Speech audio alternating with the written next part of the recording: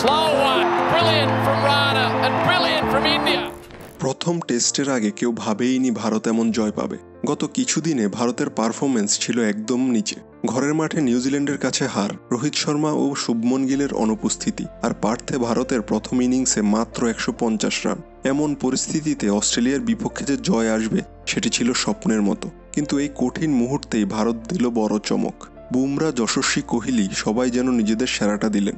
ভারতের প্রথম ইনিংসে অস্ট্রেলিয়াকে 104 রানে অল আউট করার পর যশস্বী জয়সওয়ালের 161 রানের ইনিংস ভারতকে নিয়ে যায় এক নতুন উচ্চতায়। এবারের পার্থ টেস্টে ভারতীয় ক্রিকেট ইতিহাসের এক স্মরণীয় জয়। ভারতের এক সময়ের সমস্যা ছিল বিদেশি মাঠে শক্তিশালী প্রতিপক্ষের বিপক্ষে নিজেদের প্রকাশ করা, কিন্তু এই টেস্টে দেখা গেল ভারতীয় দল কোনোভাবেই প্রতিকূল পরিবেশে মাথা নত করেননি। কোহলি আবার প্রমাণ করলেন কেন অস্ট্রেলিয়ার মাটিতে তিনি অতুলনীয়। তার 100 রান শুধু তার ব্যক্তিগত অর্জন নয়, দলের জন্য এক গুরুত্বপূর্ণ মাইলফলক।